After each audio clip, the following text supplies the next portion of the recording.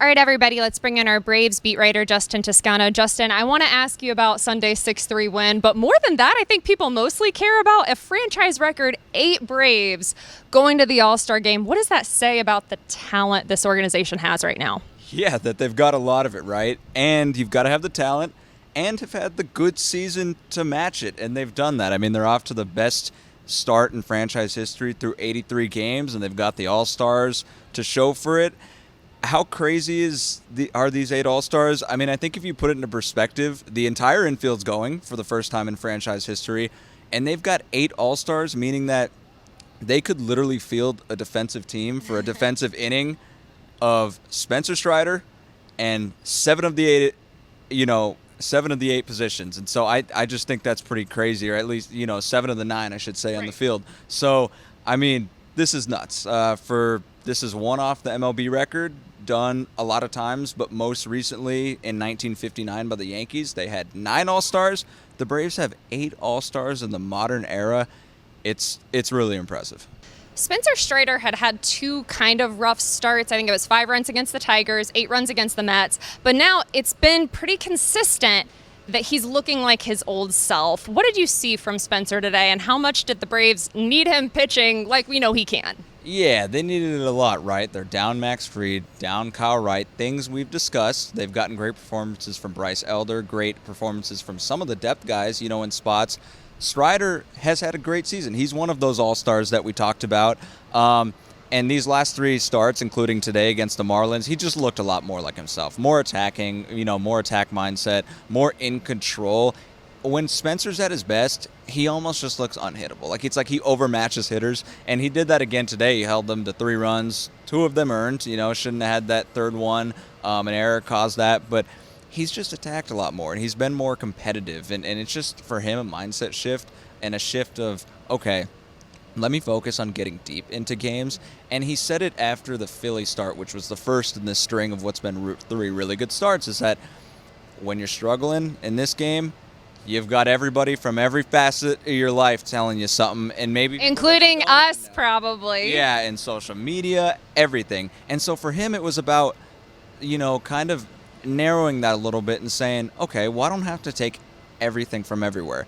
Who do I want to listen to, and what can I apply? And he had a long, talk with pitching coach Rick Kranitz. They had a good talk. Spencer credited that. He credited his wife Maggie with saying helpful things, and her message was, don't listen to everything everybody says. And that seems to be working, as well as the mechanical adjustments that he felt like he figured out, even in that Tigers start, that where the line didn't look so good. But over the last 4 earned runs over 19 2/3. I think that's all-star worthy. The Braves kind of showed their stuff, honestly, against the second-place team, the Marlins. How important was this series for them to get a sweep in such an impressive way? Yeah, I mean, we all thought of the Mets, right? The Phillies as the Braves' biggest competition. It's been the Marlins to this point. The Marlins have been one of the surprises in baseball, but even if they're much improved, the Braves have still stepped on the throat a little bit there. The Marlins, came in 6 games out. They leave 9 games out at the start of July. The Braves have beaten the Marlins by a score of 83-29 over a 10-1 record this season, and so they've only got a few more games, against them, or a 9-1 record, I should say. I mean, it was really impressive. The Marlins are very much improved, as we've all seen. They've got a better lineup this year to complement that great pitching that they've really always had for the last 4 or 5 years. They put pressure on you on the bases. They play great defense. They've got some depth, but I think the Braves showed here they're pretty much a runaway train right now. They're pretty unstoppable. This is a team that's won 23 of its last 26, 24 of its last 28, 9 straight series. I think the most impressive thing, though, is, I guess this makes sense if they've only lost 4 times since the start of June, but 3 separate winning streaks of at least 7 games. 1 7-game winning streak, and now this is the second 8-game winning streak since the start of June.